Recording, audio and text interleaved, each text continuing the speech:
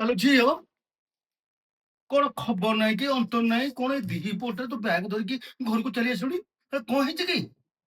ହଁ ବାପା, ମୁଁ ଆଜିଠୁ ଏଇଠି ରହିବି, ମୁଁ ଆଉ ସେଠି ରହିବିନି। ଏଇଠି ରହିବୁ? ତାମାନେ ତାମାନେ କଣ ହେଇଛି ତୋର? କହୁଛି ସେ ଘରକୁ ଯିବିନି ମାନେ ମୁଁ ଜମା ଯିବିନି, ସେ ଘରକୁ ମୁଁ ଜମା ଯିବିନି। ଆରେ ଝିଅ, କଣ ହେଇଛି ମତେ କହିବୁ ନା ଏମିତି ରାଗରେ ଖାଲି ଗରୁ ଗରୁ ହଉଥିବୁ? ବାପା ଜାଣିଛ, ତମ ଜ୍ୱାଇଁ ମତେ ଆଜି ହାତ ଉଠେଇଲେ। ମାନେ ତୋ ଉପରକୁ ହାତ ଉଠେଇଲେ ମାନେ ତୋତେ ସେ ବାଡେଇଛନ୍ତି?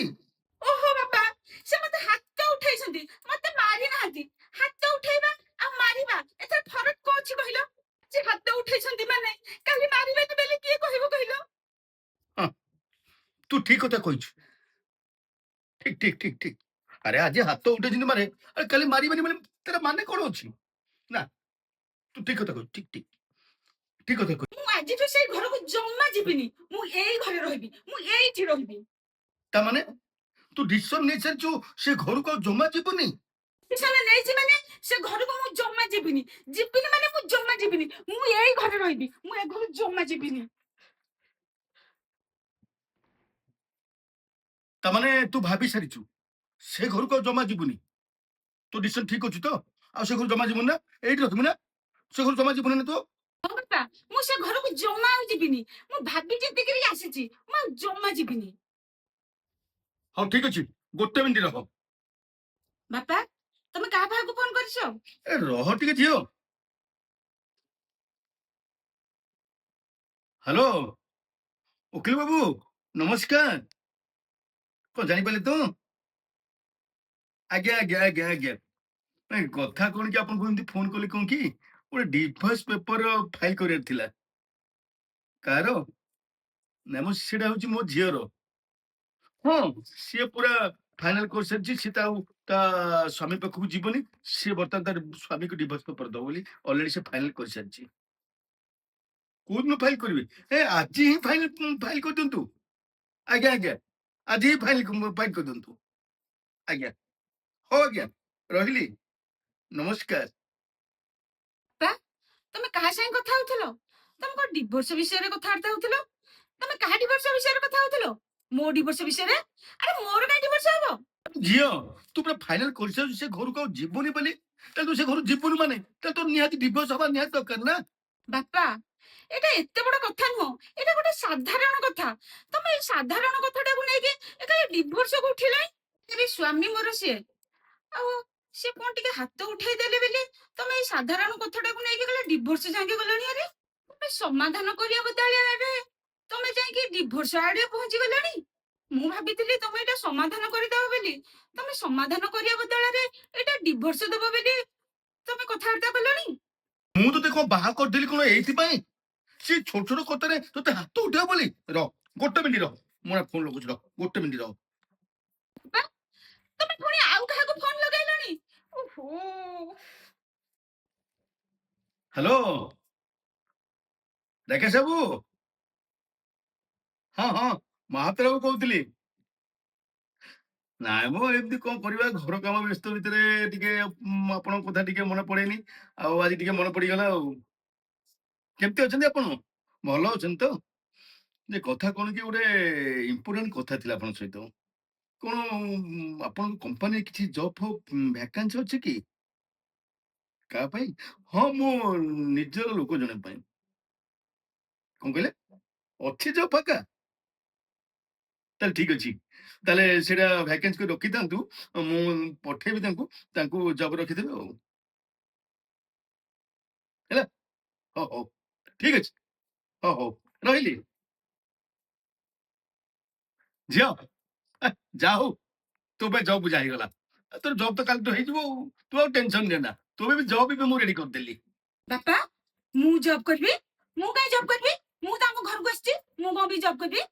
ବାପା, ମୁଁ ଯେତେବେଳେ ବାହା ହେଇ ନଥିଲି ତମେ ମୋର ଭଲ ମନ୍ଦ ସୁବିଧା ଅସୁବିଧା ସବୁ କଥା ବୁଝୁଥିଲ ନା ନାଇଁ? କଣ ତମ ପାଇଁ ଏବେ ବୋଝ ହେଇଗଲି ନା କଣ? ଝିଅ, ମୁଁ କହୁଛି ବୋଲି ତୁ ଖରାପ ଭାବିନା। ଆରେ ତୁ ଡିସିସନ କରିସାରିଛୁ ଏଇଠି ରହିବୁ ବୋଲି। ତୁ ରହିବା ପାଇଁ ଖାଇବା ପିଇବା ପିନ୍ଧିବା ଲଗେଇବା ସବୁ ବ୍ୟବସ୍ଥା କରିବାକୁ ପଡିବ ନା ପଡିବନି? ସେଇଥିପାଇଁ ତୁ ଚାକିରି କରିବା ନିହାତି ଦରକାର ନା ଦରକାର ନାହିଁ? ନହେଲେ ତୁ କେମିତି ଚଳିବୁ କେମିତି କହିଲୁ? ତୋ କଥା ବୁଝିବ କିଏ କହିଲୁ? ଆରେ ସେଇଥିପାଇଁ ତ ମୁଁ ତୋ ପାଇଁ ଚାକିରି ବୁଝିଦେଇଛି। ଝିଅ, ମୁଁ ତ ଏଠି ଗୋଟେ ଖୁଣ୍ଟା ବରଗଛ ହେଇକି ପଡିଛି। ତୋ ଭାଇ ଗଣ୍ଡେ ଖାଇବାକୁ ଦେଲେ ମୁଁ ଖାଉଛି, ଆଉ ଯୋଉଦିନ ନଦେଲା ମୁଁ ସେଦିନ ଉପାସେ ରହୁଛି। ଆଉ କଣ ମୋର ବଳ ବୟସ ଅଛି ଯେ ମୁଁ ତତେ ପୋଷି ପାରିବି? ଆରେ ବଳ ବୟସ ଯେତେବେଳେ ଥିଲା ମୁଁ ତତେ କେତେବେଳେ ପୋଷୁଥିଲି, ଆଉ ତ ଏବେ ବଳ ବୟସ ନାହିଁ। ମୁଁ ତତେ କୋଉଠୁ ପୋଷିବି କହିଲୁ? ତୋ ଭାଇ ତ ମତେ ପୋଷୁଛି, ଗଣ୍ଡେ ଖାଇବାକୁ ଦଉଛି, ଆଉ ଖଣ୍ଡେ ପିନ୍ଧିବାକୁ ଦଉଛି। ବାସ୍, ମୁଁ ଏ ଘରେ ଗୋଟେ ଖୁଣ୍ଟା ବରଗଛ କି ବସିଛି। ବାପା, ତମେ ବ୍ୟସ୍ତ ହୁଅନି, ମୁଁ ମୋ ଭାଇ ପାଖେ ରହିବି। ମୋ ଭାଇ କଣ ମତେ ଗଣ୍ଡେ ଖାଇବାକୁ ଦେଇପାରିବନି ନା ଖଣ୍ଡେ ପିନ୍ଧିବାକୁ ଦେଇପାରିବନି? ତମେ ବ୍ୟସ୍ତ ହୁଅନି, ମୁଁ ମୋ ଭାଇ ପାଖେ ରହିବି। ଝିଅ, ଏଇ କଳି ଯୁଗରେ କୋଉ ଭଉଣୀ କୋଉ ଭାଇର, କି କୋଉ ଭାଇ କୋଉ ଭଉଣୀର କହିଲୁ? ତୁ ବାହା ହେଇଗଲୁ, ତୋ ସଂସାର କରିକି ତୁ ରହିଲୁ। ସିଏ ବାହା ହେଇଗଲା, ତା ସଂସାର କରିକି ସିଏ ରହିଗଲା। କାହା ଦୁଃଖରେ କି କାହା ସୁଖରେ କିଏ ଛିଡା ହଉଛି କହିଲୁ? ଝିଅ, ତା ସଂସାର ବୁଝୁ ବୁଝୁ ତାକୁ ତ ତଣ୍ଟିଆଣି ହେଇଯାଉଛି। ତାପରେ ମୋ ଭଳିଆ ଗୋଟେ ଥୁଣ୍ଟା ବରଗଛକୁ ପୁଣି ସେ ପୋଷୁଛି। ତାପରେ ତତେ ପୋଷିବ କଣ? ବୋଝ ଉପରେ ନଳିତା ବିଡା। ଆରେ ଏତେ ଜଣଙ୍କୁ ପୋଷିଲା ବେଳକୁ ତା ଅବସ୍ଥା କଣ ହବ କହିଲୁ? ତା ନିଜ କଥା ତ ସେ ନିଜେ ବୁଝି ପାରୁନି, ପୁଣି ମୋ କଥା ବୁଝୁଛି, ପୁଣି ସେ ପୁଣି ତୋ କଥା ବୁଝିବ? ତୁ ଜମା ବ୍ୟସ୍ତ ହନା, ମୁଁ ଆଉ ଜଣଙ୍କୁ କଲ୍ କରୁଛି, ଏଇଟା ଲାଷ୍ଟ କଲ୍। ତାଙ୍କ ସହିତ କଥା ହେଇକି ମୁଁ ଯାହା ହେଲେ ଫାଇନାଲ କରିବି। ତୁ ଗୋଟେ ଡିସିସନ କରିସାରିଛୁ ତାକୁ ଡିଭୋର୍ସ ଦବୁ ବୋଲି। ରହ, ମୁଁ ଲାଷ୍ଟ କଲ୍ ପୋଲିସ କି ଲଗଉଛି, ତାକୁ ସିଧା ଥାନାକୁ ଡାକିବି, ତାକୁ ସିଧା ଆରେଷ୍ଟ କରିବି। ରହ, ମୁଁ ସାଙ୍ଗେ ସାଙ୍ଗେ ଫୋନ ଲଗାଉଛି ପୋଲିସ। ତାକୁ ସିଧା ଯଦି ସିଧା ନାଲି କୋଟା ନ ଦେଖେଇଛି, ରହ, ମୁଁ ତାକୁ ଛାଡିବିନି। ରହ। ହଁ ବାପା, ତମେ ଗୋଟେ ସାଧାରଣ କଥାକୁ ତମେ ଏତେ ବଡ କରିସାରିଲଣି। ଝିଅ, ସେ ବା ତୋ ଉପରେ ହାତ ଉଠେଇଛି। ମୋ ସ୍ୱାମୀ ମତେ ହାତ ଉଠେଇଛନ୍ତି, ମତେ ବାଡେଇ ନାହାନ୍ତି ବାପା। ବାପା, କହିଲ, ଏ ସଂସାରରେ କାହା ଘରେ କଳି କଜିଆ ନାହିଁ କହିଲ? ତମେ କଣ ବୋଉ ସାଙ୍ଗରେ ଝଗଡା ହଉନ? ଭାଇ କଣ ଭାଉଜ ସାଙ୍ଗରେ ଝଗଡା ହଉନି? ଆଉ ମୋ ସ୍ୱାମୀ କଣ ଟିକେ ମତେ ହାତ ଉଠେଇ ଦେଲେ, ସେଇଥିପାଇଁ ତମ ଆଗେ କହିଲି। ତମେ ଏଇ ସାଧାରଣ କଥାଟାକୁ ତମେ ଡିଭୋର୍ସ ଆଡେ ନେଇଗଲଣି। ବାପା, ମୁଁ ଏଠି ରହିବାର ନାହିଁ କି ମୋ କଥା ତମେ ବୁଝିବାର ନାହିଁ। ବାପା, ତମେ କାହାକୁ ଫୋନ କରିବା ଦରକାର ନାହିଁ, କି ମୋ ଭଲ ମନ୍ଦ କଥା ବୁଝିବା ଦରକାର ନାହିଁ, କି ମୋର ଚାକିରି କରିବା ଦରକାର ନାହିଁ। ମୋ ସ୍ୱାମୀ ନା ମତେ ଖାଇବାକୁ ଦଉଛନ୍ତି, ପିନ୍ଧିବାକୁ ଦଉଛନ୍ତି, ମୋର ଭଲ ମନ୍ଦ କଥା ବୁଝୁଛନ୍ତି। ଆଉ ଆମେ ସ୍ୱାମୀ ସ୍ତ୍ରୀଙ୍କ ଭିତରେ ଯାହା ଝଗଡା ହେଇଛୁ, ଆମ ସ୍ୱାମୀ ସ୍ତ୍ରୀଙ୍କ ଭିତରେ ଆମର ସମାଧାନ ହେଇଯିବ।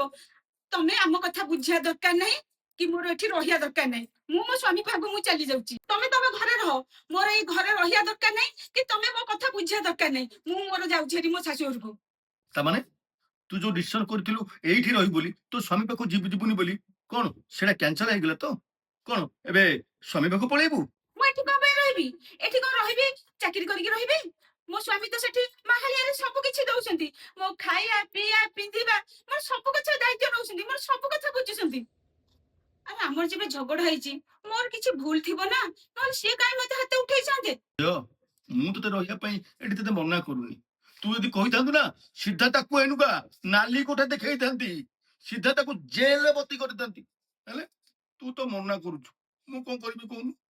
ନାଇଁ ନା ବାପା, ତମେ ନାଲି କୋଠା ଦେଖେଇବା ଦରକାର ନାହିଁ, କି ଜେଲକୁ ନବା ଦରକାର ନାହିଁ, କି ଡିଭୋର୍ସ ଦବା ଦରକାର ନାହିଁ। ଆମ ଭିତରେ ଯାହା ହେଇଛି ଆମେ ସମାଧାନ କରିବୁ। ବାପା, ସଂସାରରେ କାହା ଘରେ ଗଣ୍ଡଗୋଳ ନାହିଁ କହିଲ? ତାର ପୁଣି ସମାଧାନ ଅଛି ନା ନାଇଁ?